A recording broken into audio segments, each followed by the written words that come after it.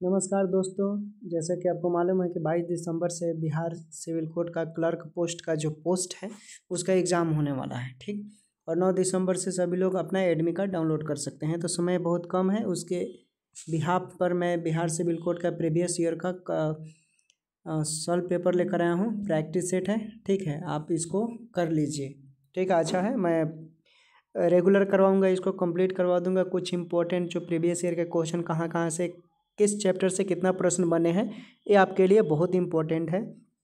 उसके अकॉर्डिंग अपना बाकी का हिसाब तैयार कर लीजिएगा। तो चलिए पहला क्वेश्चन हम लोग देखते हैं कि one indifferent to art and literature is, क्या होना चाहिए इसमें से। देखिए, one indifferent to art and literature का मतलब होता है कला और साहित्य के प्रति उदासीन व्यक्ति, ठीक है। क्या होता है? कला और साहित्य के प्रति उदासीन व्यक्ति, ठीक है। तो इसका मतलब क्या होगा?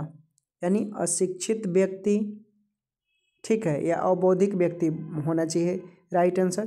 तो अबौधिक व्यक्ति या अशिक्षित व्यक्ति को हम बोलते हैं फिलिस्टाइन, ठीक। तो राइट आंसर हो जाएगा आपका ये नंबर फिलिस्टाइन, ठीक। अगला प्रश्न है उसके बाद आपका कि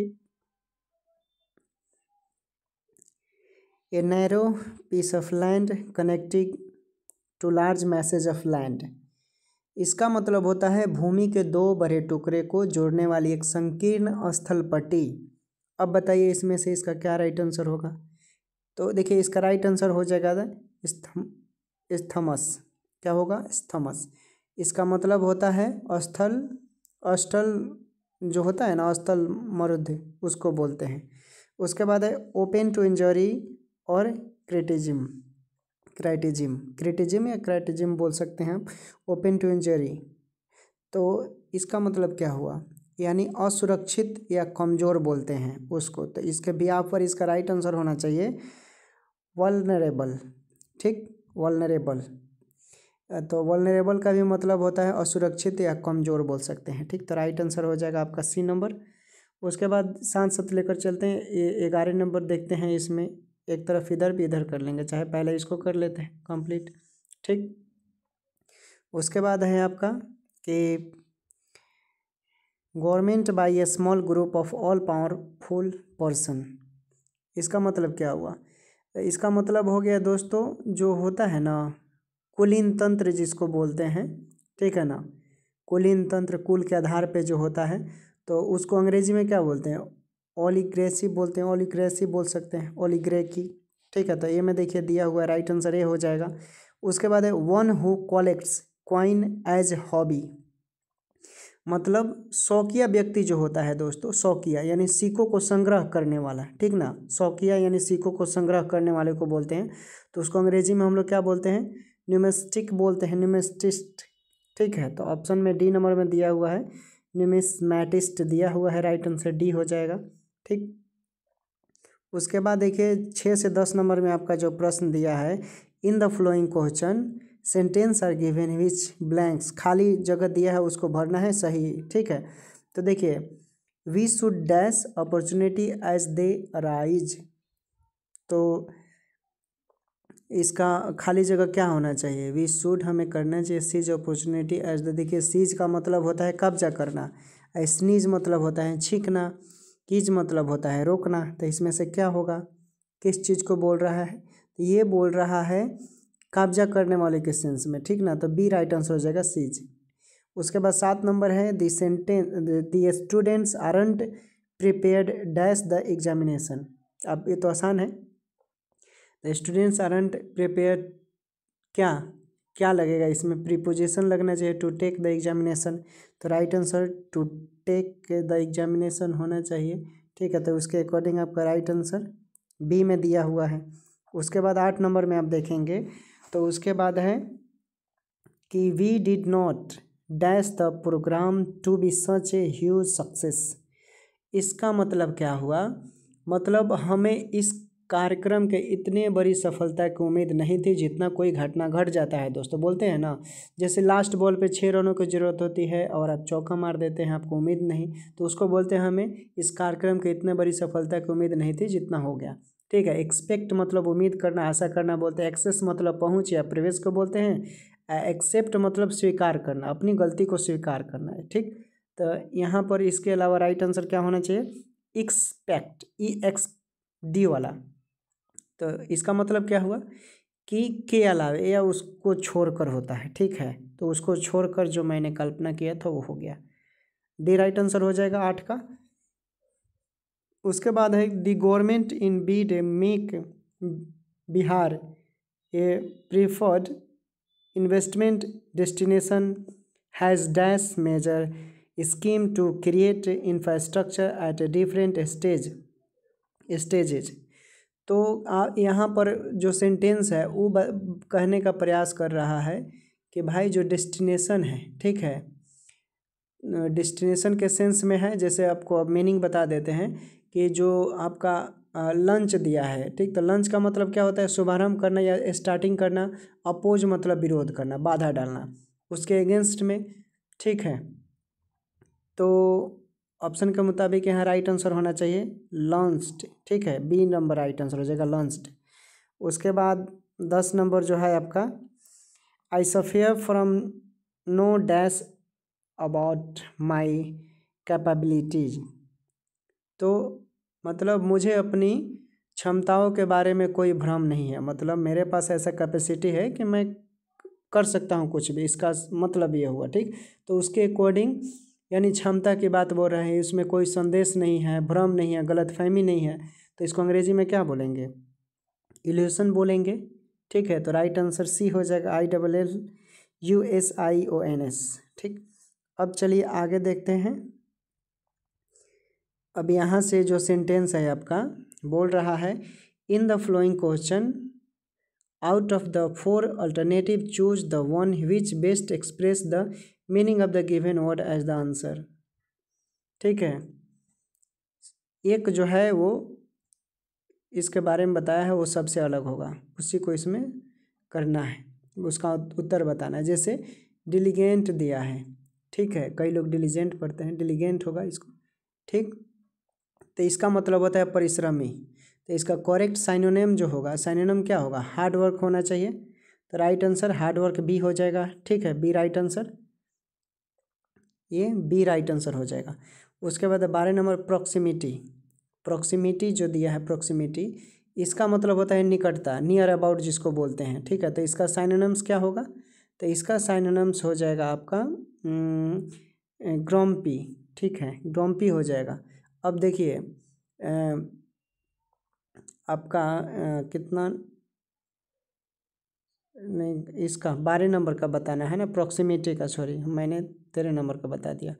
12 नंबर का यहाँ पूछ रहा है, तो 12 नंबर का, ठीक है, प्रॉक्सिमिटी का भी आपका नियर अबाउट मैंने बोला था इसलिए, ठीक।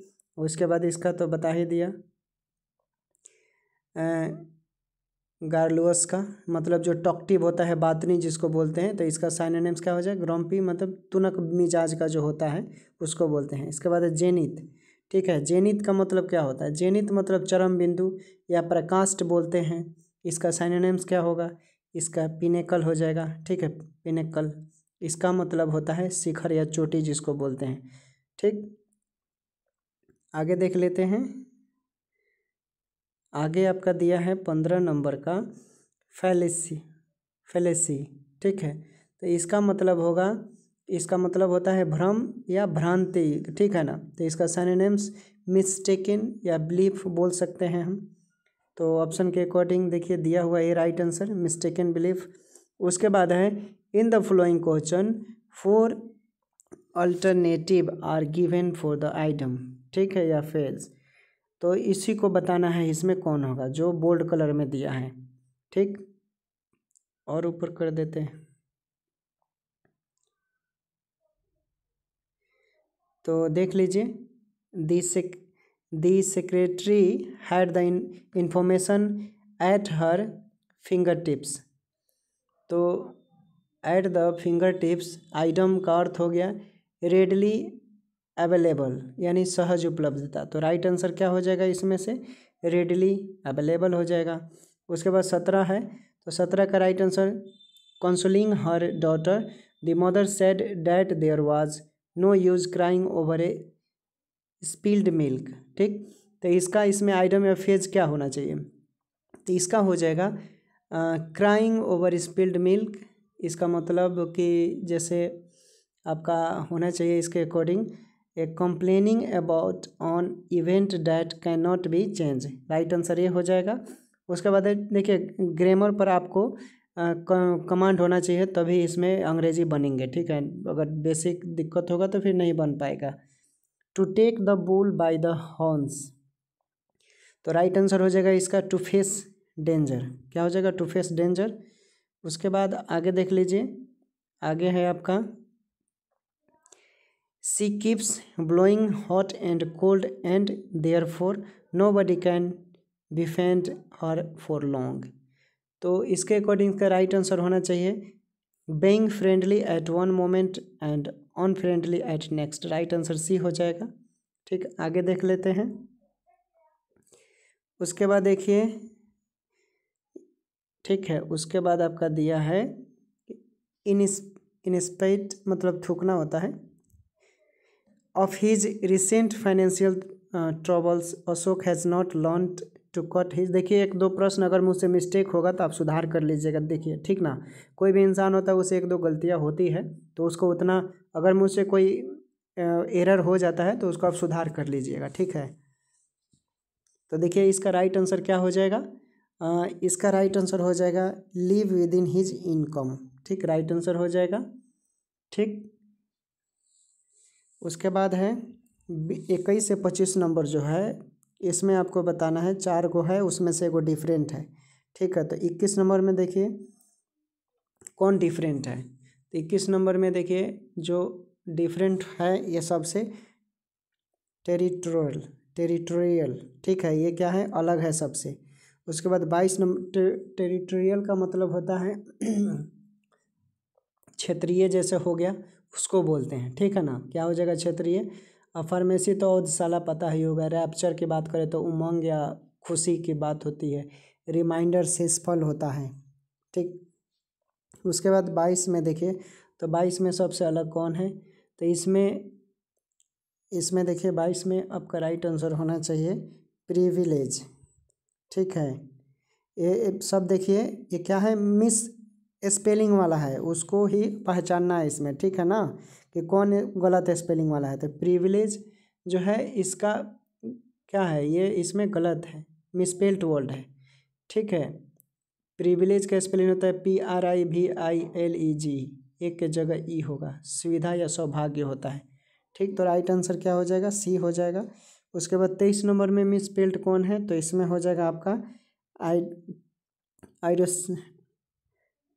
आइडियोसेंक्रेसी। ठीक है, ये इसका इसमें स्पेलिंग भी गलत है। इसका स्पेलिंग देखिए जहाँ IDIOSYNCRACY होगा। ठीक है, जो है इसका राइट आंसर हो जाएगा IDIOSYNCRACY, यानी व्यक्तिगत चीज़ को बोलते हैं। चलिए आगे देख लेते हैं। आगे है आपका फिर 24 नंबर का क्या राइट आंसर होगा? 24 नंबर का मिसपेल्ड वर्ड आपका ऑब्जर्वेटरी है। ठीक है, ऑब्जर्वेटरी जो है जहाँ ORY है वहाँ TAR होगा। ठीक है, तो राइट आंसर आपका इसका ए हो जाएगा, मिसपेल्ड वर्ड है। उसके बाद 25 में मिसपेल्ड देखें तो इसमें भी गारंटी जो होता है इसमें भी मिसपेल्ड है। ठीक है, GUA होता है, यहीं पर मिस्टेक है। अब देखिए जनरल नॉलेज आ गया। 25 नंबर आपसे क्लर्क में 25 नंबर अंग्रेजी के रहेंगे, याद रखिएगा। कितने? 25 नंबर अंग्रेजी से पूछे जाएंगे। तो 25 नंबर बहुत इंपॉर्टेंट है आपके लिए। उसके बाद 20 नंबर GK GS रहेगा। तो ये GK GS भी बहुत ज़रूरी है आप लोगों के लिए। ठीक है, जनरल अवेयरनेस। पेपर 2 है, तो देखिए इसमें आपका क्या राइट आंसर होना चाहिए? दिया है मैरी क्यूरी ने किस श्रेणी में 2 अलग अलग नोबेल पुरस्कार जीता? कौन हो जाएगा इसमें से राइट आंसर? तो देखिए मैडम क्यूरी ने ये भौतिक और रसायन शास्त्र में इन्होंने 2 अलग अलग पुरस्कार जीता था। 1903 में पियरे क्यूरी और मैरी क्यूरी को रेडियो एक्टिविटी की खोज के लिए इन्हें नोबेल पुरस्कार भी मिला था। तो भौतिक और क्या हो जाएगा, रसायन। राइट आंसर देखिए ऑप्शन में ए नंबर दिया है, तो यही राइट आंसर हो जाएगा। उसके बाद है 27 नंबर, निम्नलिखित में से किसे हॉट मनी कहा जाता है। हॉट मनी दोस्तों किसे कहते हैं, तो देखिए एफ सेकेंड जो है वो उसको हॉट मनी बोलते हैं। ठीक है, ए नंबर में जो ऑप्शन है इसका FII बोलिए, फॉरेन इंस्टीट्यूशनल इन्वेस्टर बोलते हैं इसको। ठीक है, FII मतलब फॉरेन इंस्टीट्यूशनल इन्वेस्टर होता है, तो यही आपका राइट आंसर हो जाएगा।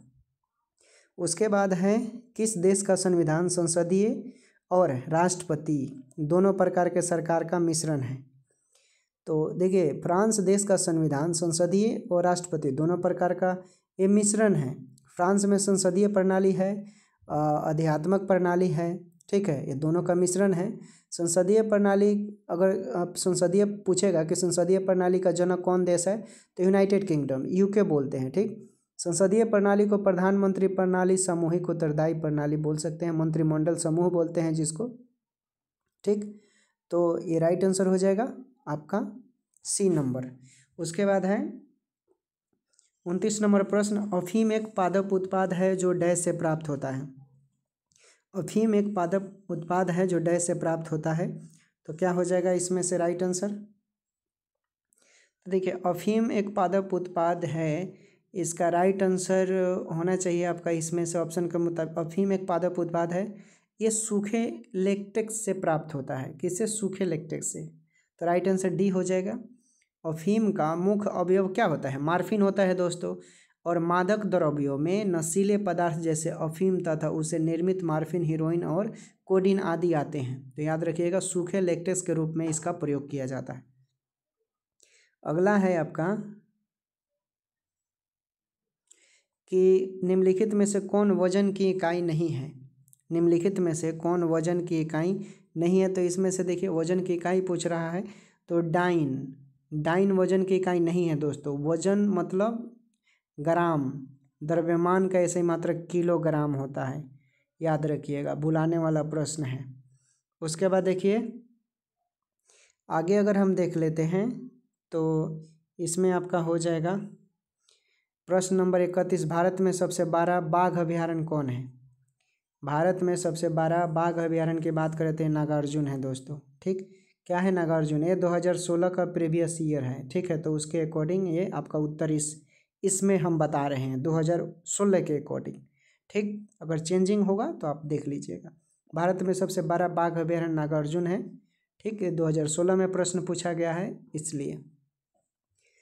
अब हम देखें इसमें भारत का 53वां टाइगर रिजर्व छत्तीसगढ़ के गुरु घासीदास राष्ट्रीय उद्यान और तोमर पिंगला वन जीव अभयारण्य के रूप में मतलब घोषित किया गया है, याद रखिएगा। आगे देख लीजिए 32 नंबर, भारत के प्रथम मुख्य चुनाव आयुक्त कौन थे, तो ये थे सुकुमार सेन। ठीक है, कौन थे, सुकुमार सेन थे। भारतीय संविधान का अनुच्छेद 324 और 329 के बीच निर्वाचन आयोग के बारे में बताया गया है। इनकी कार्यकाल कितना होगा, 6 वर्ष। ठीक, अगला प्रश्न देख लीजिए। अगला प्रश्न है आपका दोस्तों कि किसकी 33 नंबर में किसकी उपस्थिति के कारण गाय के दूध का रंग हल्का पीला होता है। केरोटीन के कारण होता है। किसके कारण, केरोटीन के कारण होता है। उसके बाद निम्नलिखित में से किसने सोमनाथ मंदिर पर आक्रमण किया था। किसने आक्रमण किया था, तो ये तो बहुत आसान है, सभी लोगों को मालूम होना चाहिए। ये जो किया था आक्रमण मोहम्मद गजनवी ने किया था। ये कब किया था, 1025 ईस्वी में, कहीं कहीं 26 में मिलता है। ठीक है, किसी किसी बुक में। तो मोहम्मद गजनवी का सबसे अगर सफल आक्रमण देखा जाए तो यही था 1025 ईस्वी वाला। ठीक है, उस समय गुजरात का चालुक्य वंश शासन था। गुजरात पर किसका था, चालुक्य वंश, जिसे सोलंकी बोला जाता है। ठीक है ना, भीम द्वितीय था उस समय, भीम प्रथम, सॉरी माफ़ कीजिएगा, भीम प्रथम था। भीम द्वितीय 1178 में पराजित किया था उसको। चलिए अगला प्रश्न देख लीजिए। अगला प्रश्न है कि निम्नलिखित में कौन सा ईंधन न्यूनतम पर्यावरण प्रदूषक का कारण है। कौन सा ईंधन न्यूनतम पर्यावरण प्रदूषक का कारण है, तो ये कारण होगा आपका हाइड्रोजन। ठीक है, हाइड्रोजन ईंधन न्यूनतम पर्यावरण प्रदूषक का कारण है। हाइड्रोजन को भविष्य का ईंधन भी कहा जाता है। और हाइड्रोजन आपको मालूम है तेल, हाइड्रोजन तेल, कोयला और प्राकृतिक गैस और बायोगैस का ये क्या है, हाइड्रोकार्बन के रूप में प्राप्त किया जाता है। हाइड्रोजन पानी को उसके विभिन्न घटक तत्वों में इलेक्ट्रोलिसिस प्रक्रिया द्वारा विभाजित करके प्राप्त किया जा सकता है, आपको मालूम है। उसके बाद एटीएम का पूरा नाम पूछ रहा है, तो एटीएम का ऑटोमेटिक टेलर मशीन होता है। ए नंबर राइट आंसर हो जाएगा। ठीक है, अगला प्रश्न देखिए 37 नंबर। 37 नंबर है कि एक वर्ष के दौरान भूमि के एक टुकड़े पर एक से अधिक फसल को उगाने को क्या कहा जाता है। एक वर्ष के दौरान भूमि के एक टुकड़े पर एक से अधिक फसल को उगाने को क्या कहा जाता है। तो देखिए एक कहा जाता है दोस्तों मल्टी क्रॉपिंग बोलते हैं। समझिए, एक वर्ष के दौरान भूमि के एक टुकड़े पर एक से अधिक फसल को आप उगा रहे हैं तो उसे क्या बोलेंगे, मल्टी क्रॉपिंग। मल्टी मतलब एक से अधिक, ऐसे ही नाम से मालूम चल रहा है ना, क्रॉपिंग मतलब फसल, तो मल्टी क्रॉपिंग हो गया। अब मल्टी क्रॉपिंग को इंटर क्रॉपिंग भी कहते हैं, याद रखिएगा, मल्टी क्रॉपिंग को इंटर क्रॉपिंग भी कहते हैं।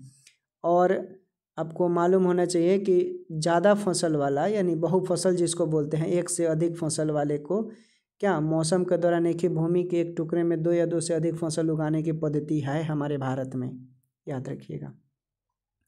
सर्वोच्च न्यायालय के न्यायाधीश पद धारण करते हैं, तो ये धारण करते हैं जब तक कि 65 वर्ष की आयु प्राप्त नहीं कर लेते हैं तब तक।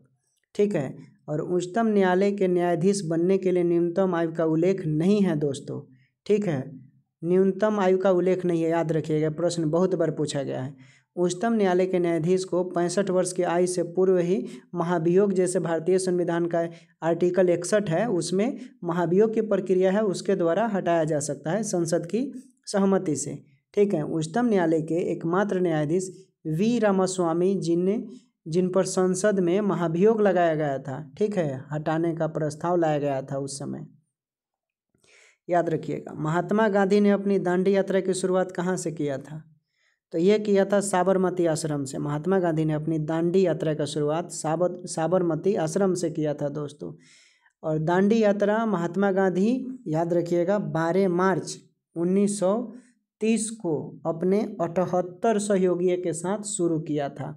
कितने, कब किए थे, 12 मार्च 1930 को। उस समय उनके साथ कितने दोस्त थे, उनके साथ 78 को था। ठीक है, और लगभग 241 मील चले थे लोग। एक मील मतलब 3 किलोमीटर के लगभग बराबर होता है, तो लगभग 241 मील वो लोग पैदल चला। 24 दिन यात्रा किया लोग, कितने, 24 दिन लगातार यात्रा किया लोग। और 6 अप्रैल लास्ट में, कब, 6 अप्रैल 1930 को वो लोग पहुँचता है लोग। ठीक है, वर्तमान जो अभी नवसारी जिला है वहीं पर दांडी के लिए संकेत भी अभी वहाँ जाइएगा घूमने तो मिल जाएगा आपको। क्या किया लोग, नमक का कानून बनाकर तोड़ा। ठीक है, जिसे नमक सत्याग्रह के साथ बहुत फेमस है। ठीक है, और वहीं से सविनय अवज्ञा आंदोलन शुरुआत किया गया, याद रखिएगा, इस कॉन्सेप्चुअल है ये सब। ठीक है, तो इसका अगर हम चरण की बात करें, सविनय अवज्ञा आंदोलन के चरण चलाने का, तो समझ लीजिए, लिख देते हैं साफ साफ। देखिए 6 अप्रैल से 1930 से 5 मार्च 1931 तक पहल का चरण चला। ठीक, दूसरा का चरण 3 जनवरी 1932 में मध्य अप्रैल 1934 तक चला। ठीक है, याद रखिएगा, 2 चरण इसका चला, 1930 से लेकर 1934 तक, याद रखिएगा, 1934 तक। ठीक, समझ गए। तो सविनय अवज्ञा आंदोलन में महिलाओं की भागीदारी का भी उल्लेख है, महिलाओं ने बढ़ चढ़कर इसमें हिस्सा लिया था। सविनय अवज्ञा आंदोलन के दौरान बिहार में चौकीदारी कर नहीं देने का आह्वान किया गया। दोस्तों ये प्रश्न पूछता है बार बार। चलिए अगला प्रश्न देख लीजिए, 40 नंबर देख लेते हैं। 40 नंबर, वह कौन सी एकमात्र स्तनपायी है जो उड़ सकती है। तो दोस्तों आपको मालूम है ना, चमगादड़ हैं, क्या बोलते हैं, चमगादड़। ठीक, उसके बाद है वल्लभ भाई पटेल को सरदार की उपाधि किसने दी, किसने दिया, तो गांधी जी ने दिया था। ठीक है, किसने दिया, गांधी जी ने दिया, याद रखिएगा। वल्लभ भाई पटेल ने बारदोली किसान आंदोलन का सफलतापूर्वक संचालन किया था, ठीक है। और वल्लभ भाई पटेल की इसी सफलता से गांधी जी प्रभावित हुए और महात्मा गांधी ने बारदोली की महिलाओं की ओर से सरदार की उपाधि दी, ठीक है। तो वल्लभ भाई पटेल अपने राजनीतिक करियर की शुरुआत खेरा किसान सत्याग्रह से किया। यह भी प्रश्न पूछता है कि वल्लभ भाई पटेल ने अपना राजनीतिक करियर की शुरुआत कब किया, तो खेरा किसान आंदोलन से किया। वल्लभ भाई पटेल याद रखिएगा 1931, कब, 1931 कराची के कांग्रेस अधिवेशन में अध्यक्ष रहे थे और उसी में पहली बार फंडामेंटल राइट की मांग किया गया था, ठीक है। वल्लभ भाई पटेल की बात करें तो देश के एकीकरण में महत्वपूर्ण भूमिका निभाया, याद रखिएगा, देश के एकीकरण में इन्होंने महत्वपूर्ण भूमिका निभाया। और वल्लभ भाई पटेल को भारत का बिस्मार्क कहा जाता है। तो प्रश्न पूछेगा कि बिस्मार्क किसको कहा जाता है, तो वल्लभ भाई पटेल को ही कहा जाता है। और वल्लभ भाई पटेल को देसी रियासत के विलय के कारण लौह पुरुष की उपाधि दी गई। मतलब जब पाकिस्तान का बंटवारा होने के बाद हमारे दो क्षेत्र आपस में नहीं जुड़ रहे थे, तब इन्होंने उन दोनों क्षेत्रों को मिलाया और विलय करने के कारण इन्हें लौह पुरुष की उपाधि दिया गया, ठीक है। भूदान आंदोलन के जनक भी इनसे संबंधित नहीं थे, लेकिन इन्हीं के शासनकाल में हुआ था। विनोबा भावे थे भूदान आंदोलन के जनक, किसको बोलते हैं, तो विनोबा भावे को याद रखिएगा। 42 नंबर है योसेमाइट क्या है। योसेमाइट एक झरना है, याद रखिएगा। योसेमाइट क्या है, झरना है। ये यूएसए के कैलिफोर्निया में पड़ता है। कहाँ पड़ता है, यूएसए के कैलिफोर्निया में पड़ता है योसेमाइट, ठीक है। देखिए विश्व भूगोल से प्रश्न आ रहा है, झील से प्रश्न आ रहा है, याद रखना है, ठीक है। टीटीकाका झील विश्व का सबसे ऊंचा स्थान पर स्थित है, ठीक है, जिसे नौकायन झील कहते हैं। विश्व की सबसे गहरी नौकायन झील बैकाल झील है, याद रखिएगा, ठीक। भारत का सबसे नमकीन झील सांभर झील है। पूछता है प्रश्न कि भारत का सबसे नमकीन झील कौन है, तो सांभर झील है। 43 नंबर देखते हैं। पहली भारतीय उपग्रह आर्यभट्ट प्रक्षेपित किया गया था। पहली भारतीय उपग्रह प्रक्षेपित किया गया था तो ये 1975 में, ठीक है, 19 अप्रैल 1975 को, याद रखिएगा, ठीक है। कॉस्मोस 3M था। कौन था, कॉस्मोस 3M जिसको बोलते हैं, उसी से प्रक्षेपण किया गया था। उसके बाद है 44 नंबर। 1944 की भोपाल गैस त्रासदी डैश से संबंधित है। किससे संबंधित है, तो देखिए 1984 के भोपाल गैस त्रासदी की बात करें तो राइट आंसर हो जाएगा methyl isocyanide. C number right answer हो जाएगा मिथाइल आइसोसाइनाइड, ठीक है। 3 दिसंबर 1984 को हुआ था। 3 दिसंबर 1984 को, याद रखिएगा।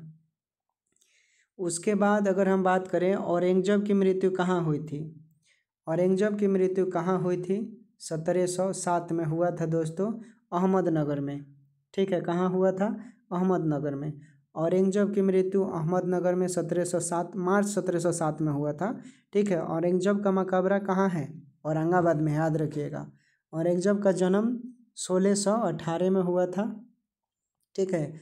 औरंगजेब ने 2 बार राज्याभिषेक कराया था, याद रखिएगा। कौन सा मुगल शासक था जिसने 2 बार राज्याभिषेक कराया, तो औरंगजेब, ठीक है।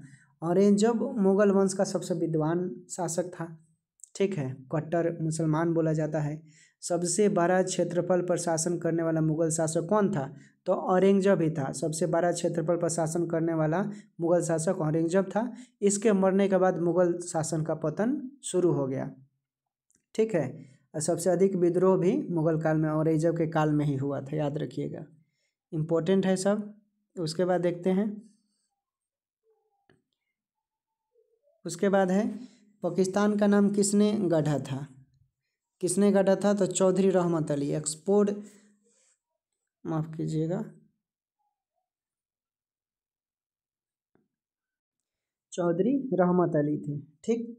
ये चौधरी रहमत अली थे। पाकिस्तान का नाम सबसे पहले चौधरी रहमत अली के द्वारा गढ़ा गया था। एक कैम्ब्रिज विश्वविद्यालय के छात्र थे, स्नातक के छात्र थे, ग्रेजुएशन इन्होंने वहीं से कंप्लीट किया। उस समय ये लोग समझ लिए विदेश पढ़ रहे थे, कितने मतलब बढ़े चढ़े होंगे। पाकिस्तान एक अलग देश का प्रतिपादक बनेगा, किसने किया, तो इन्होंने ही इकबाल किया था उस समय। अब पाकिस्तान देश के जनक अगर बोलेगा तो मोहम्मद अली जिन्ना को बोलेंगे, ठीक है। 23 मार्च 1940 को लाहौर अधिवेशन हुआ था। उसमें मुस्लिम लीग ने स्वतंत्र देश की स्थापना का प्रस्ताव पारित किया था।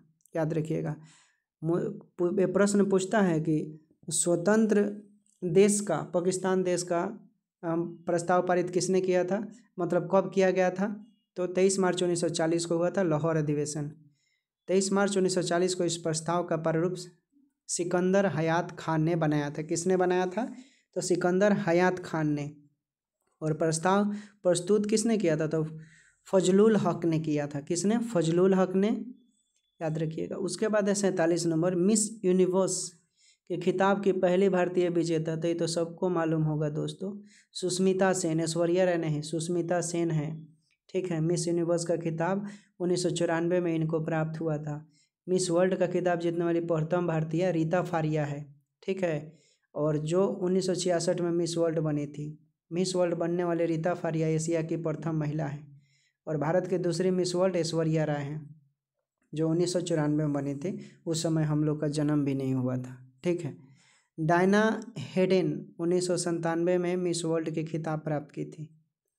अगला प्रश्न है, कौन सा एकमात्र देश है जिसके डाक टिकट पर इसका नाम नहीं होता। तो ये आपका ये थी यूके, यूनाइटेड किंगडम। देखिए, यूके एकमात्र देश है जिसके डाक टिकट पर उसका नाम नहीं है। यूनाइटेड किंगडम की बात करें तो डाक टिकट जारी करने वाला प्रथम देश है। तो डाक टिकट जारी करने वाला पहला देश यूनाइटेड किंगडम। और विश्व का पहला डाक टिकट 1 मई 1840 को यूके द्वारा जारी किया गया था। और इस डाक टिकट का अगर हम बात करें, इस डाक टिकट पर, तो महारानी विक्टोरिया का चित्र छपा था। किसका, महारानी विक्टोरिया का। यह डाक टिकट पैनी ब्लैक नाम से मशहूर था। यह डाक टिकट किस नाम से मशहूर था, पैनी ब्लैक। और भारत में प्रथम डाक टिकट 1852 में प्रथम बार क्या हुआ, जारी हुआ था। भारत में प्रथम डाक टिकट महारानी विक्टोरिया के चित्र वाला 1 अक्टूबर 1854 को जारी किया गया था। याद रखिएगा, पोस्ट ऑफिस, ठीक है ना, पोस्ट ऑफिस एक्ट 1854 में भारत में पारित किया गया था। उस समय भारत का गवर्नर जनरल लॉर्ड डलहौजी था। उसी के शासनकाल में रेलवे का शुरुआत हुआ। उसके बाद है, कपड़ों पर लगे जंग के निशान किसके द्वारा हटाए जा सकते हैं। तो ये हटाए जा सकते हैं ऑक्जेलिक अम्ल के द्वारा, ऑक्जेलिक अम्ल के द्वारा। ठीक है, कपड़ों पर लगे जंग के निशान किसके द्वारा हटाए जा सकते हैं, तो ऑक्जेलिक अम्ल के द्वारा। उसके बाद है, रक्त समूह का खोज किसने किया, तो लैंड स्टीनर। ठीक है, किसने, Landsteiner, B right answer हो जाएगा। ठीक, RH फैक्टर की खोज कार्ल लैंड स्टीनर ने ही किया है। पेनिसिलिन की खोज अलेक्जेंडर फ्लेमिंग ने किया है। जीवाणु की खोज लीवनहुक ने किया। DDT की खोज पॉल मिलर। अब चलिए, अब यहाँ से आपका मैथ आ गया। ठीक है, तो मैथ आप सॉल्व कर लेंगे, हम आंसर बता देते हैं। ठीक है, समय निकाल कर। तो दोस्तों 51 नंबर का राइट आंसर हो जाएगा आपका डी। ठीक है, सॉल्व कर लीजिएगा। 51 नंबर का राइट आंसर डी हो जाएगा। 52 नंबर का राइट आंसर आपका क्या होगा, तो इसका भी डी हो जाएगा। ठीक, 53 नंबर का राइट आंसर क्या होगा, तो इसका ए राइट आंसर हो जाएगा। 54 नंबर का राइट आंसर क्या होगा, तो इसका डी होगा। 55 नंबर का राइट आंसर क्या होगा, 55 नंबर का राइट आंसर हो जाएगा ए। ठीक, और 56 नंबर का राइट आंसर क्या होगा, तो 56 नंबर का भी ए होगा। ठीक है, मैथ का अलग से आप प्रैक्टिस कीजिएगा दोस्तों, तभी बनेगा। ठीक, 57 नंबर का राइट आंसर बी हो जाएगा। चलिए आगे देखते हैं, 58 नंबर का राइट आंसर क्या होगा, तो 58 नंबर का ए राइट आंसर होगा। 59 नंबर का बी होगा। ठीक है, 60 नंबर का भी बी हो जाएगा। और 61 नंबर का बताइए क्या होगा, तो देखिए 61 नंबर का आपका राइट आंसर हो जाएगा बी।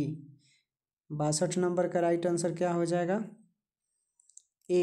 63 नंबर का ए, और 64 नंबर का ए, और 65 का ए, और 66 का बी हो जाएगा राइट आंसर। ठीक है, और 67 का देखते हैं। 67 का राइट आंसर क्या हो जाएगा, डी हो जाएगा। और 68 का राइट आंसर क्या होगा, तो 68 का राइट आंसर ये हो जाएगा। ठीक, अब देखिए 69 का राइट आंसर क्या होगा, तो डी हो जाएगा। ठीक है, और 70 का राइट आंसर ए हो जाएगा। 71 का राइट आंसर बी हो जाएगा। और 72 का राइट आंसर ए हो जाएगा, ठीक है। और 73 का राइट आंसर ए होगा। 74 का राइट आंसर डी हो जाएगा। और 75 का राइट आंसर क्या होगा? 75 का राइट आंसर सी हो जाएगा, ठीक। अब चलिए आइए आपका पेपर नंबर 4 जहाँ से प्रश्न बनते हैं, ठीक। आइए इसका राइट आंसर क्या होगा? संविधान के 8वीं अनुसूची में कौन सी भाषा शामिल नहीं है? संविधान के 8वीं अनुसूची में कौन सी भाषा शामिल नहीं है? बोडो, मैथिली, भोजपुरी, डोगरी, बताइए। तो संविधान के 8वीं अनुसूची में भोजपुरी भाषा शामिल नहीं है, सबको मालूम है दोस्तों, ठीक है ना। बाकी बोडो, डोगरी, बोडो, मैथिली, डोगरी ये सब शामिल है। आपको मालूम है कि संविधान के 8वीं अनुसूची में 22 भाषाओं को शामिल किया गया है।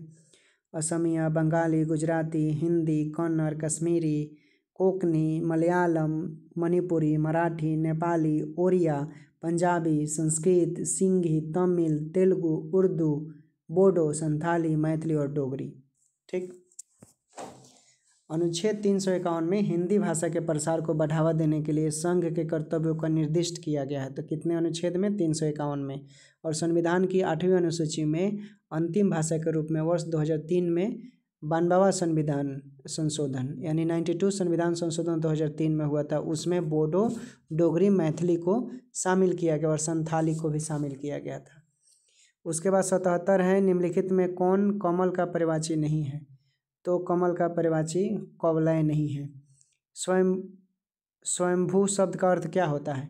तो स्वयंभू शब्द का अर्थ होता है आपका स्वतः उत्पन्न होने वाला। 79 का राइट आंसर क्या होगा? यानी निम्नलिखित कथनों में से अकर्मक क्रिया प्रयुक्त है। कौन अकर्मक क्रिया प्रयुक्त है? तो इसमें शिशु सो रहा है, यह कर्मक क्रिया है, ठीक। उसके बाद देखिए 94 नंबर नीचे से देखते हैं, इंद्र का पर्यायवाची शब्द क्या है? इंद्र का पर्यायवाची शब्द क्या होगा? 94 नंबर है। तो देखिए इंद्र का पर्यायवाची शब्द हो जाएगा आपका मधवा, मधवा। और वीणा पानी का पर्यायवाची शब्द क्या होगा? तो वीणा पानी का पर्यायवाची शब्द हो जाएगा सरस्वती। वीणा पानी का पर्यायवाची सरस्वती। सरस्वती को भारती, शारदा ये सब बोलते हैं, ठीक है। उसके बाद है गणेश का पर्यायवाची शब्द।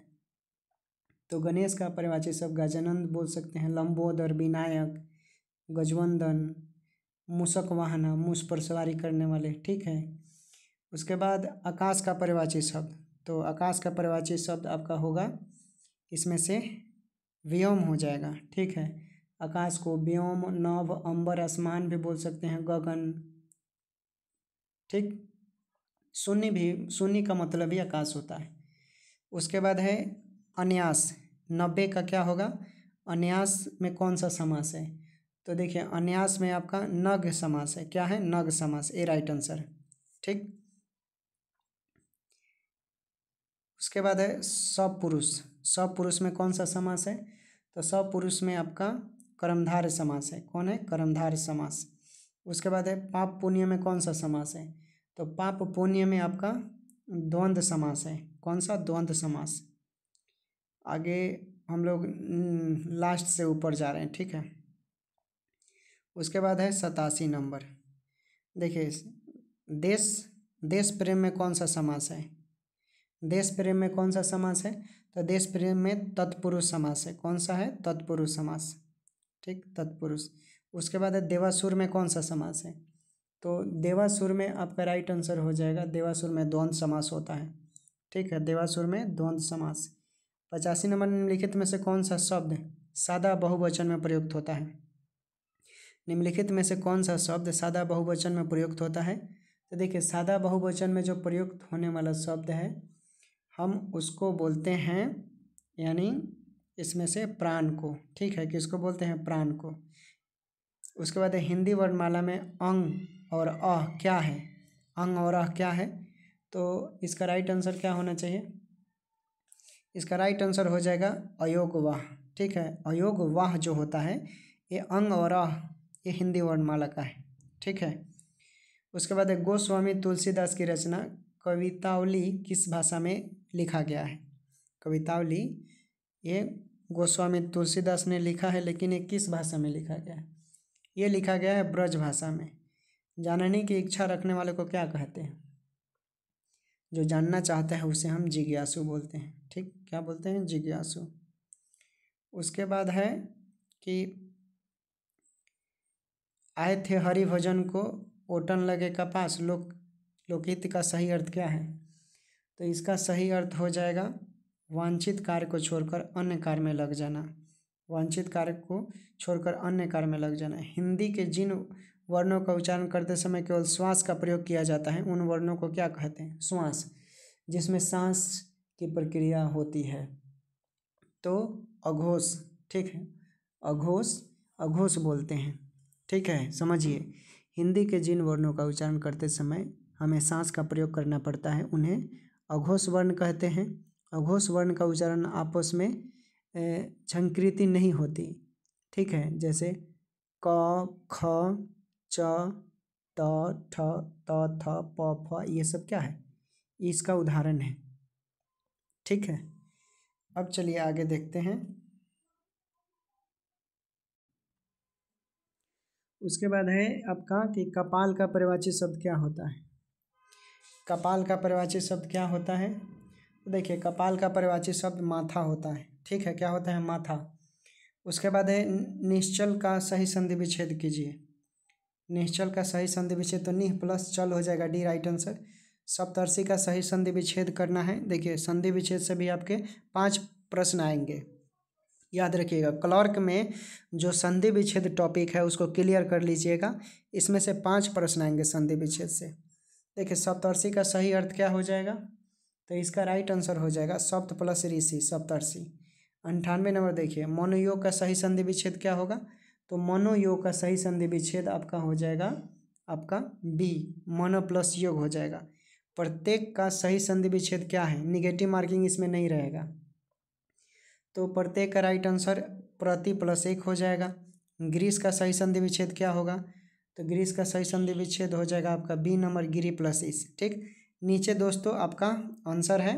ठीक है, देख लीजिए, आप स्क्रीनशॉट भी ले सकते हैं, सब आप कर सकते हैं। ठीक है, और फिर हम अगले क्लास में मिलेंगे अगले प्रैक्टिस सेट के साथ। बाकी तब तक के लिए अपना ख्याल रखें, पढ़ाई करते रहिए। मेरिट से भी एग्ज़ाम, आपको मालूम है कि नीतीश कुमार ने क्या कर दिए हैं कि चीट करते में आप पकड़े गए तो आपको ऊपर 3 करोड़ रुपये का जुर्माना, और आप 5 साल तक कोई परीक्षा नहीं देंगे। 5 साल या 3 साल ऐसे कुछ कर है। ठीक है, तो इसको देखकर मेरिट से भी, हालांकि करप्शन तो हर जगह होता ही है, लेकिन आप मेरिट पर भरोसा रखिए, मेरिट वालों का हमेशा खोज होता है। Take care, bye bye. फिर जैसा होगा वैसा हम लोग बात करेंगे।